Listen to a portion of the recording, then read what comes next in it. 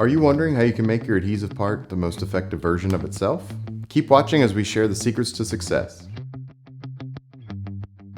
In this video, we'll go over the 3 tips that we recommend to have a successful design phase, based on what we've seen over our 30+ years of converting experience. Our 3 tips to success are to have a good understanding of the purpose of the die cut, have parameters around part size and your tolerances, and to make sure your material fits your needs and will be manufacturable as you scale.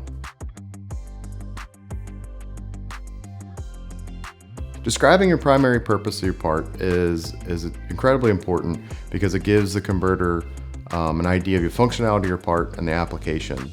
Working with a converter helps them suggest appropriate materials and design solutions. Common questions you may get from your converter when talking about your part are: what does your part actually do? What does it need to stick to? Does your part attach to the skin? Is it permanent or removable? What environments will it be exposed to? What's the most crucial element of your design, if any? Why this design? And what problem does this product need to solve? The sizes and tolerances of your parts are incredibly important.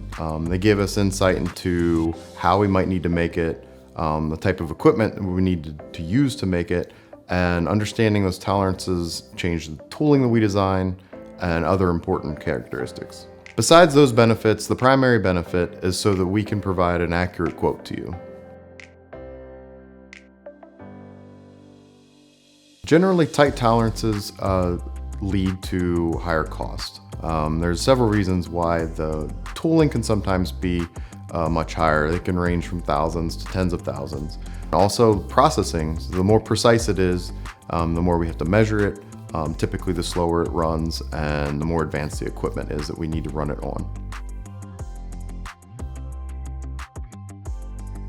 The application method and the criticality of part placement are the 2 primary factors that drive tolerance. If your part is automatically applied and requires precise placement, this would require tighter tolerances. Providing drawings and other information prior to meeting gives us a little insight into what you're looking for and give us an idea of the size of the parts, types of materials the parts are made out of, and a little bit more about the application so that we can have a more constructive meeting. A good way to find if your material fits your needs is to take a look at the size of your part.